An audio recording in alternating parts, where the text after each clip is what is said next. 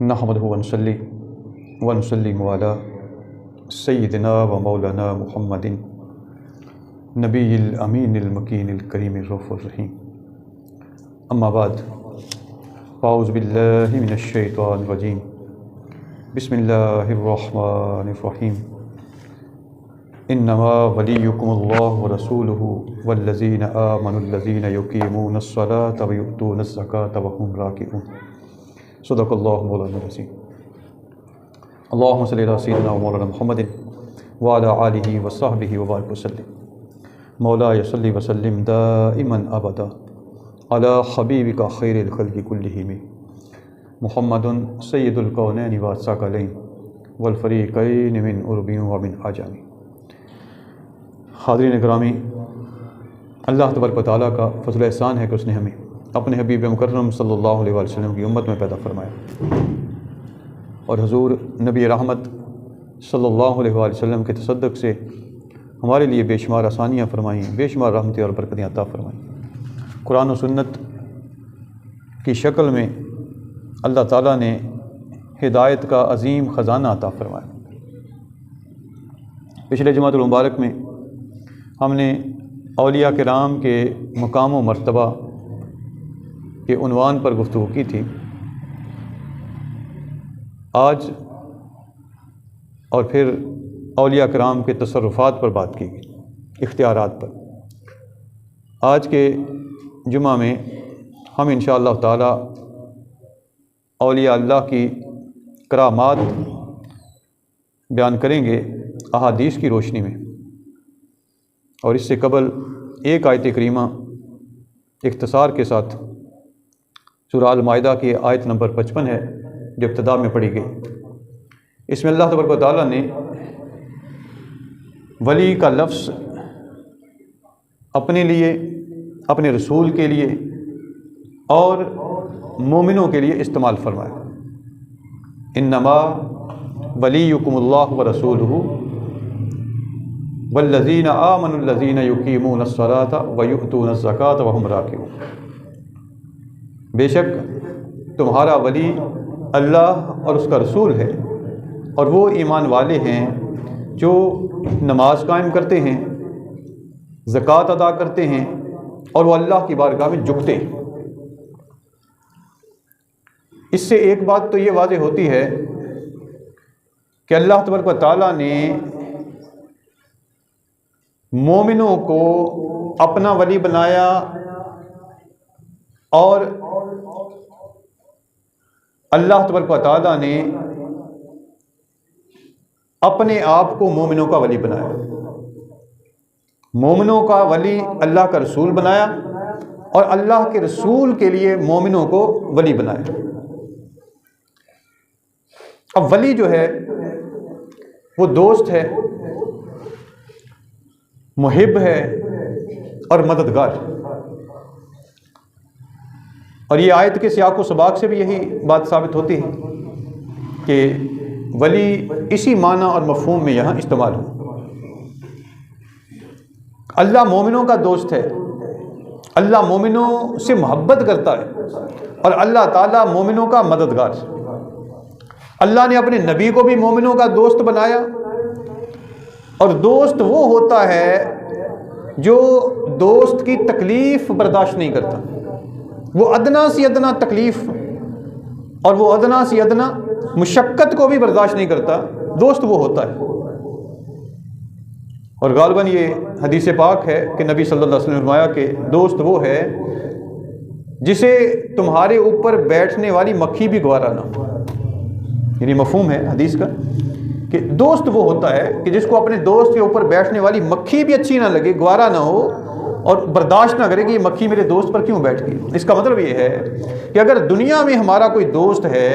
تو حقیقت میں وہ دوست ہے جو ہمارا فائدہ چاہتا ہے، اور وہ فائدہ فقط دنیا میں نہیں چاہتا، ہماری آخرت کا فائدہ بھی ہے، کیونکہ آخرت ہمیشہ رہنے والی ہے۔ تو اس لیے جب ہم کسی کو ولی کہتے ہیں تو حقیقت میں ولی وہ ہے جو خیر خواہ ہے، جو ہمدرد ہے، جو مددگار ہے، جو تکلیف دور کرنے والا ہے اور نفع پہنچانے والا ہے۔ اگر کسی کے اندر یہ خوبی اور یہ صلاحیت نہیں پائی جاتی تو وہ ولی کہلانے کا حقدار نہیں۔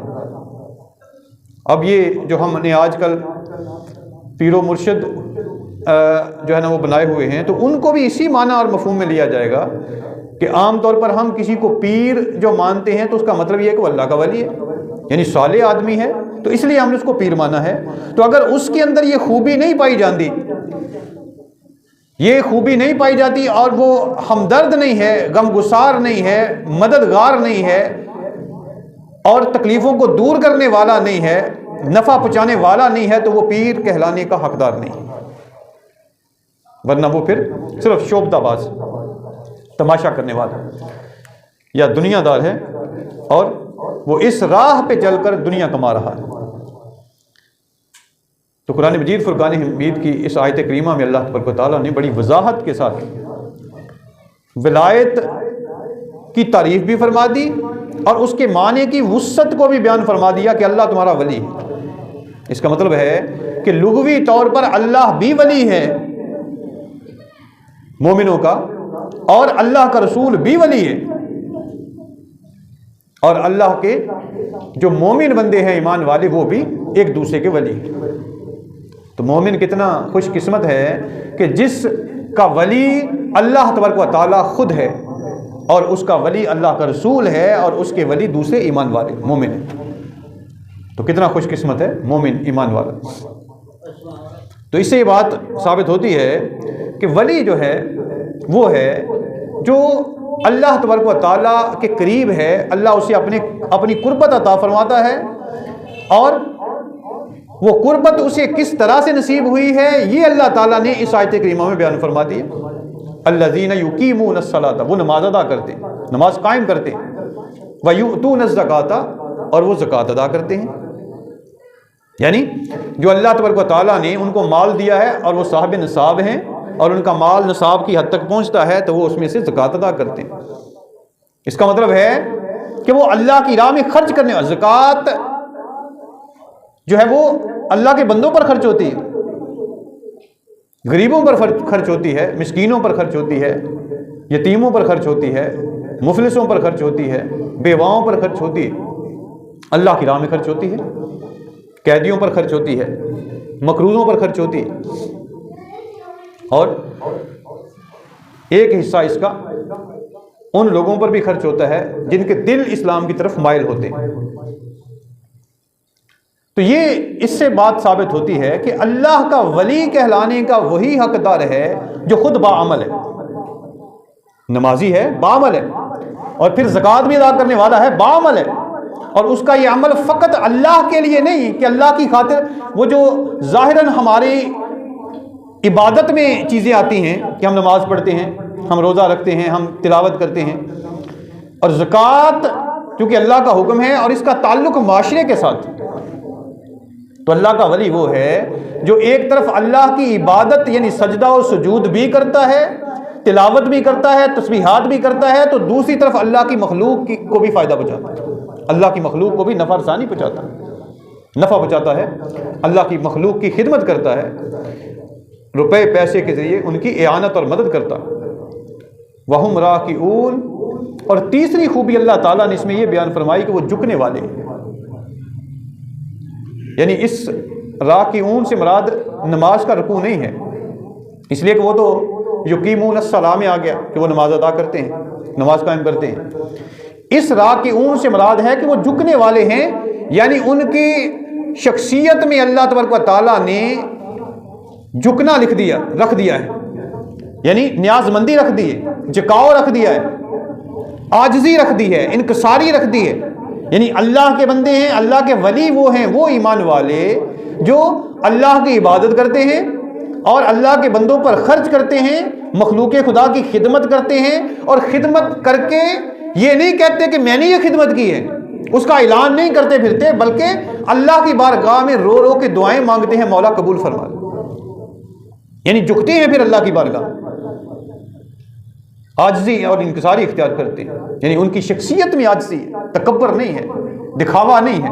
وہ اللہ کے بندے ہیں۔ تب حدیث پاک میں حضور تاجدار کائنات صلی اللہ علیہ وسلم نے اللہ کے کئی ولیوں کی کرامات کو بیان فرمایا، اور یہ عمومی باتیں بھی ہیں اور کچھ خصوصی باتیں بھی ہیں، یعنی کچھ شخصیات کے ساتھ بھی ہیں۔ تو اس کو انشاءاللہ ہم شروع کریں گے، اور اس ضمن میں جو سب سے پہلی حدیث ہے اس کو امام بخاری نے روایت کیا، ابو داؤد میں روایت کیا گیا، امام نسائی نے روایت کیا، اور امام احمد بن حنبل نے اس کو روایت کیا۔ اب یہ حدیث پاک ایک مشہور واقعہ ہے، اس کا مفہوم آپ کے سامنے رکھتا ہوں۔ آپ لوگوں نے واقعہ سنا ہوا ہے کہ حضرت ابراہیم علیہ السلام حضرت سارہ کے ساتھ سفر میں تھے، اپنی زوجہ حضرت سارہ علیہ السلام کے ساتھ ایک سفر میں تھے کہ وہ سفر کرتے کرتے ایک ایسے گاؤں میں پہنچے جس کا بادشاہ بڑا ظالم اور جابر تھا۔ اس بادشاہ کو بتایا اس کے حواریوں نے کہ ابراہیم کے ساتھ جو عورت ہے وہ دنیا کی خوبصورت ترین عورت ہے، بس اس نے ارادہ کیا کہ میں اس عورت کو لے لیتا ہوں۔ وہ لوگوں کی بیویاں چھین لیتا تھا، اگر کسی کی بہن ہوتی تھی تو اس پر ہاتھ نہیں ڈالتا تھا، اگر بیوی ہوتی تھی تو اس کو لے لیتا تھا۔ اب حضرت ابراہیم علیہ السلام سے اس نے پوچھا کہ بتاؤ یہ تمہارے ساتھ جو عورت ہے، خاتون ہے، یہ کون ہے؟ آپ نے فرمایا یہ میری بہن ہے، اور آپ نے حضرت سارہ کو آ کے کہا کہ تم میری بات کو جھٹلانا مت، جو میں نے کہا ہے یہ اس وجہ سے کہا ہے کہ اس وقت روئے زمین پر میرے اور تمہارے سوا کوئی مومن نہیں۔ مطلب یہ تھا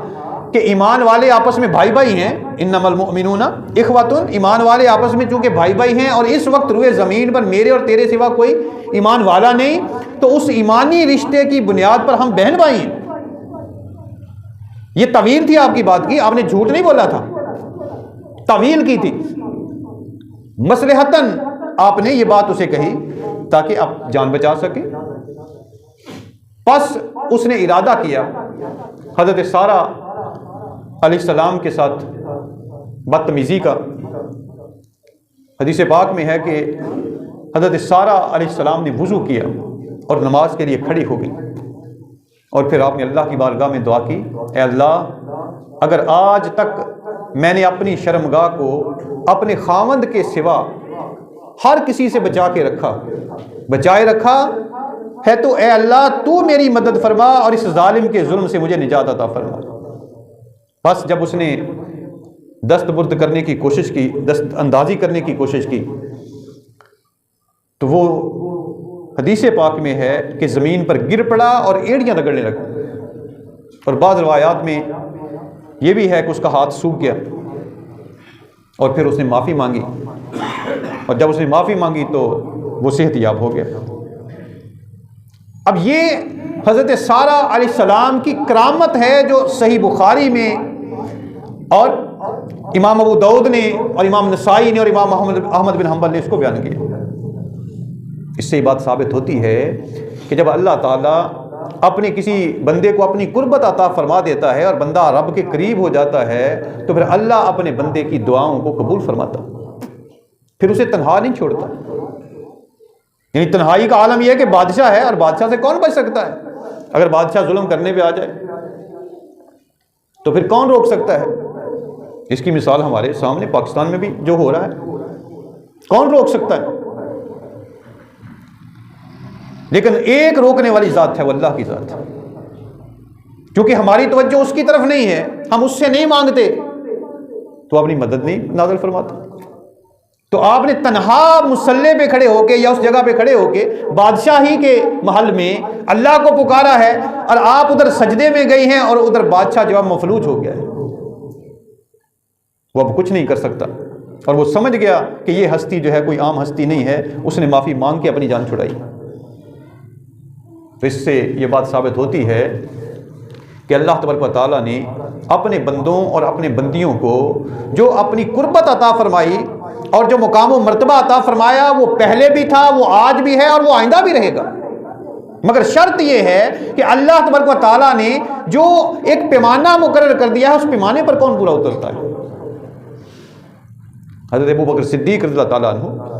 حضور تاجدار کائنات صلی اللہ علیہ وسلم کے یار غار اور یار مزار حضرت عائشہ رضی اللہ تعالیٰ عنہ اس حدیث کو روایت کرتی ہیں، اور اسے امام مالک نے الموطا میں، اور امام بہقی نے، امام طحاوی نے اور دیگر محدثین نے اس کو روایت کیا، یعنی کثیر محدثین نے اس کو روایت کیا کہ جب آپ کی وفات کا وقت قریب آیا تو اس وقت حضرت ابوبکر صدیق رضی اللہ تعالیٰ عنہ نے اپنی بیٹی حضرت عائشہ صدیقہ رضی اللہ تعالیٰ عنہ کو حضرت ابوبکر صدیق نے بلایا اور فرمایا میری پیاری بیٹی، ایسا دوسرا کوئی نہیں دنیا میں جس کی گنا یعنی مالدار ہونا مجھے اپنے بعد سب سے زیادہ عزیز ہو، اور ایسا کوئی نہیں تمہارے سوا کہ جس کی غربت اور تنگ دستی تمہارے سوا مجھے سب سے زیادہ تکلیف دینے والی ہو۔ یعنی یہ آپ نے اپنی بیٹی سے محبت کا اظہار کیا۔ مقام غابہ میں ایک باغ تھا کھجور کا، جس کی آمدنی جو ہے سالانہ جو وہاں سے کھجوریں آتی تھیں وہ 20 وسق آتی تھی۔ تو آپ نے فرمایا کہ چونکہ میرا وقت قریب ہے تو اے بیٹی، میں نے تمہیں جو کچھ درخت دیے تھے اگر تو تم ان کو اپنے قبضے میں لے لیتی تو وہ تمہارا ہو جاتا، لیکن چونکہ تم نے ایسا نہیں کیا، اب وہ مال جو بچ گیا ہے اب وہ مال وراثت بن گیا ہے، اب وہ مال وراثت بن گیا ہے۔ بس تمہارے 2 بھائی ہیں اور 2 بہنیں ہیں، تو بہنیں کتنی ہو گئی؟ 3 ہوگی نا۔ حضرت عائشہ سے فرما رہے ہیں کہ تمہارے 2 بھائی اور تمہاری 2 بہنیں ہیں، تو حضرت عائشہ کے علاوہ اور 2 بہنیں۔ حضرت عائشہ رضی اللہ تعالیٰ عنہ نے حیرت کا اظہار کیا۔ آپ نے فرمایا، اور یہ جملہ بھی سننے والا ہے، حضرت عائشہ رضی اللہ تعالیٰ عنہ نے فرمایا، عرض کیا کہ ابا جان، مال خواہ کتنا ہی زیادہ ہوتا میں اسے چھوڑ دیتی، مال خواہ کتنا ہی زیادہ ہوتا میں اسے چھوڑ دیتی، لیکن میری بہن تو صرف حضرت اسماء رضی اللہ تعالیٰ عنہا ہیں، دوسری کون ہے؟ دیکھیے ان لوگوں کی کنات کا، تونگری کا، گنا کا یہ عالم تھا، یعنی وہ دنیا کو سکھا رہے تھے نا، دنیا کو سکھانے والے تھے کہ یہ مال ہی سارا کچھ نہیں ہے، مگر افسوس آج ہم مال ہی کو سارا کچھ سمجھ بیٹھے۔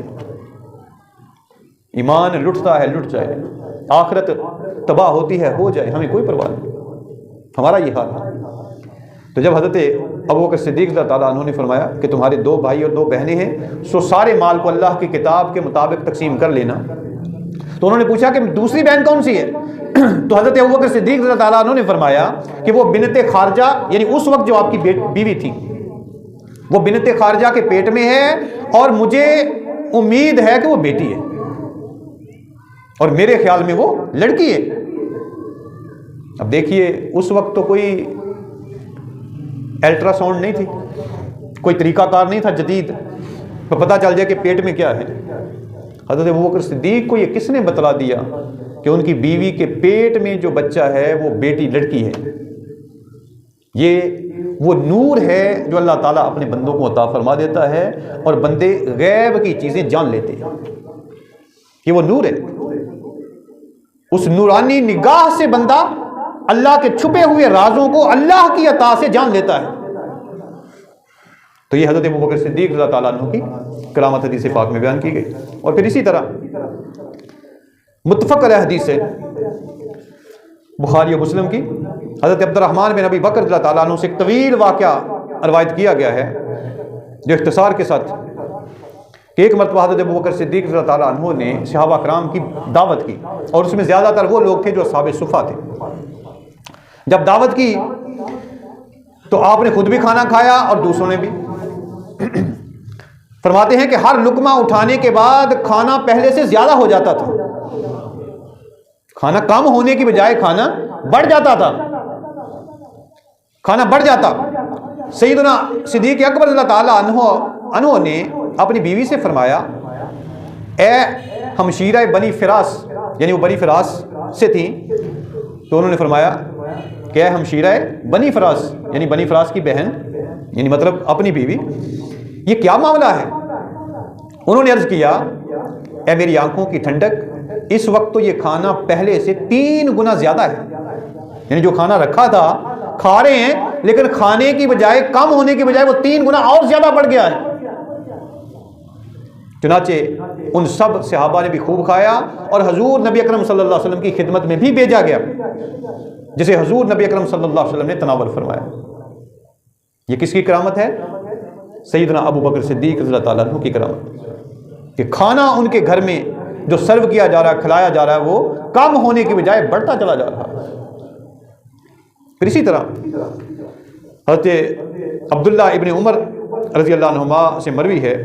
اور اس حدیث کو بھی امام بخاری نے روایت کیا، فرماتے ہیں کہ میں نے حضرت عمر سے رضی اللہ تعالیٰ عنہ سے کوئی ایسی بات نہیں سنی جس کے متعلق آپ نے فرمایا ہو کہ میرے خیال میں یہ اس طرح ہے اور وہ آپ کے خیال کے مطابق نہ نکلی ہو۔ یعنی جس بات کو بھی حضرت عمر فاروق نے فرما دیا کہ یہ میرے خیال میں ایسے ہیں، کوئی بھی معاملہ، فرماتے ہیں میں نے کوئی آج تک ایسی بات نہیں دیکھی نہ سنی کہ آپ نے تو کہا ہو کہ یہ میرے خیال میں ایسے ہے اور وہ بات آپ کے خیال کے مطابق نہ نکلی ہو۔ اب اس کا مطلب کیا ہے؟ اس کا مطلب یہ ہے کہ بندہ جب اللہ تعالیٰ کی اطاعت اختیار کرتا ہے، اللہ کا فرما بردار ہو جاتا ہے، تو پھر اللہ تعالیٰ اپنے بندے کو وہ عقل، وہ فہم اور وہ ذہانت عطا فرما دیتا ہے کہ پھر جو اس کا خیال ہوتا ہے اللہ تعالیٰ ویسا ہی کر دیتا ہے۔ اگر حالات ویسے نہ بھی ہوں، اللہ حالات بدل دیتا ہے۔ اللہ اپنے بندے کے خیال کو غلط نہیں کرتا، اس خیال کے مطابق کر دیتا ہے۔ یہ حضرت عمر فاروق رضی اللہ تعالیٰ عنہ کا مقام و مرتبہ تھا، اور یہی وجہ ہے، آپ لوگوں نے پہلے یہ باتیں سنی ہیں یہاں بھی حضرت عمر فاروق کے مناقب میں، کہ 20 مقامات ایسے ہیں جن میں اللہ تبارک و تعالیٰ نے حضرت عمر فاروق رضی اللہ تعالیٰ عنہ کی موافقت میں قرآن نازل فرمایا۔ قرآن یعنی حضرت عمر فاروق نے سوچا کہ یہ معاملہ ایسے ہونا چاہیے، سوچا کہ عورتوں کو پردہ کرنا چاہیے، چونکہ پردے کا حکم نہیں تھا، حضرت عمر فاروق نے سوچا پردہ ہونا چاہیے، اللہ تعالیٰ نے پردے کی آیات نازل فرما دی۔ کئی معاملات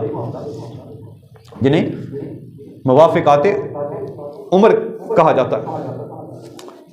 حضرت ابو ہریرہ رضی اللہ تعالیٰ عنہ روایت کرتے ہیں،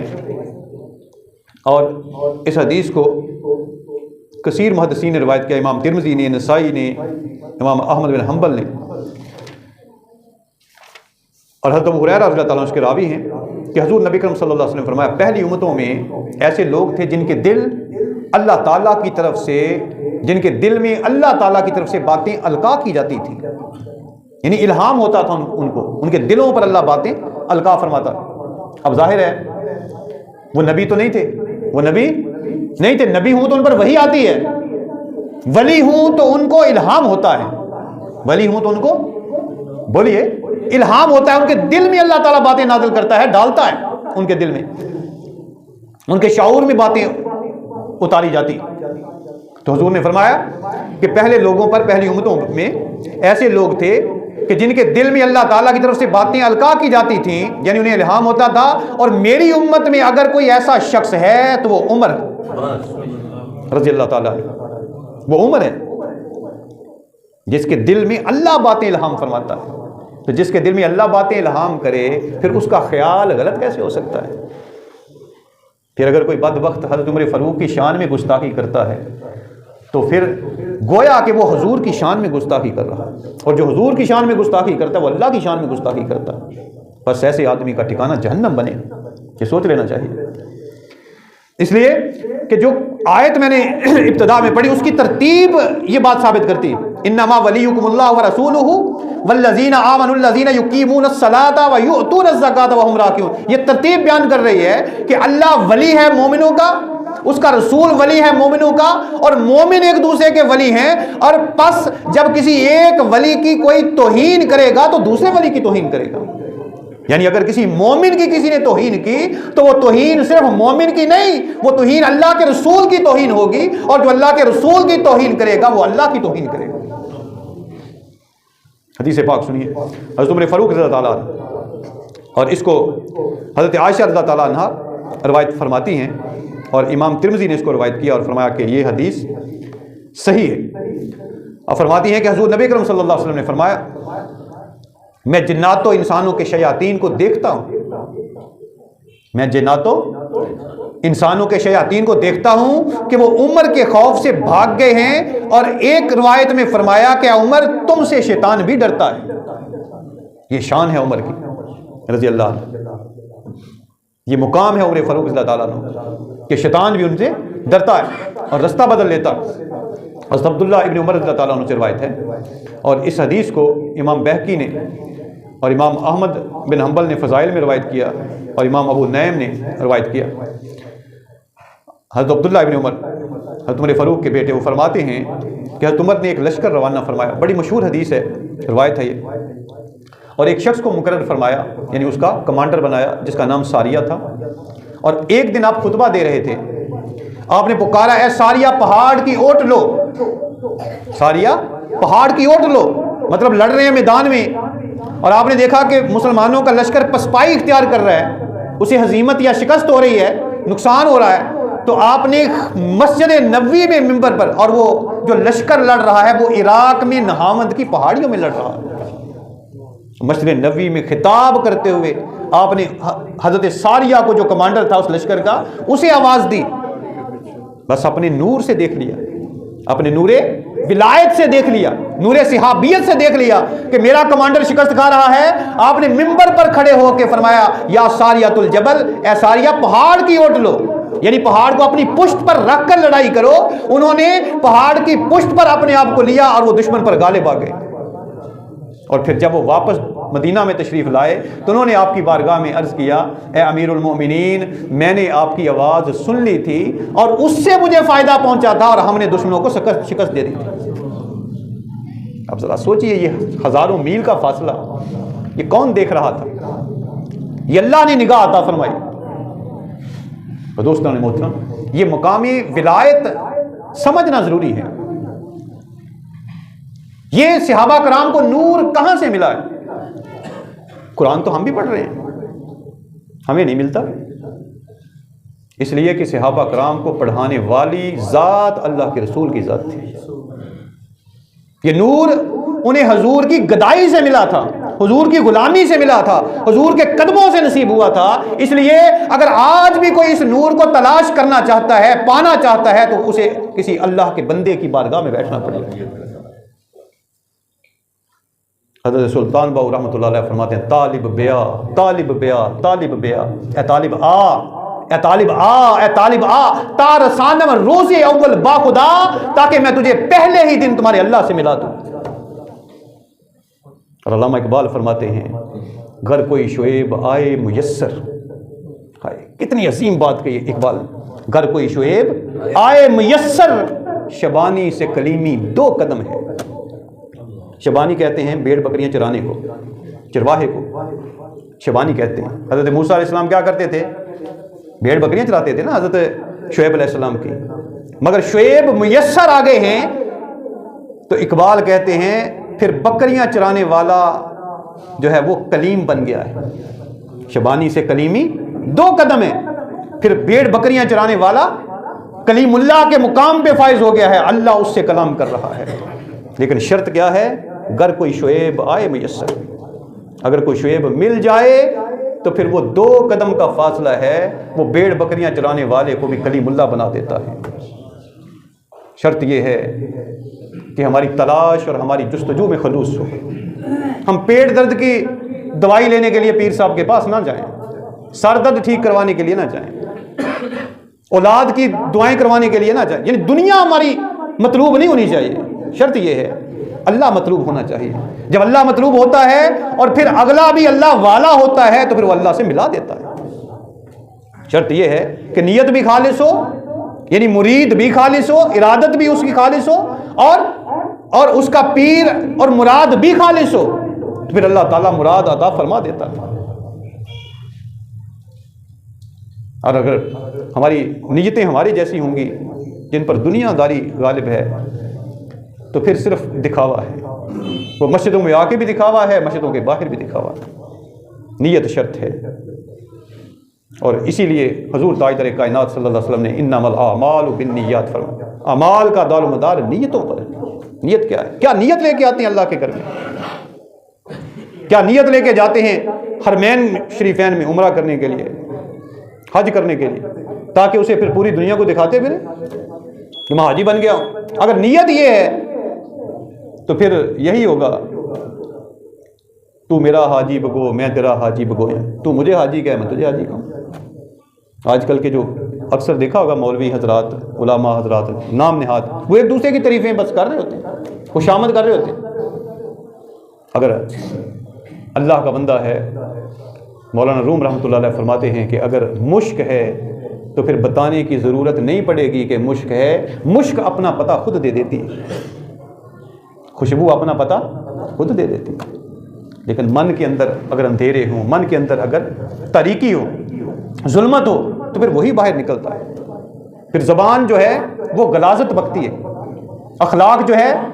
وہ پھر لوگوں کی عزتوں کے ساتھ کھیلتا ہے،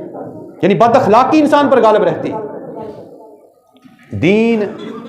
جز نہیں ہے، دین ایک کل ہے۔ اللہ تعالیٰ کے ساتھ تعلق بھی درست ہونا چاہیے اور اللہ کی مخلوق کے ساتھ بھی تعلق درست ہونا چاہیے۔ یہ کل ہے، جب کل ٹھیک ہوگا تو پھر اللہ تبارک و تعالیٰ من کے اندھیرے دور کر کے روشنی اور نور عطا فرماتا ہے۔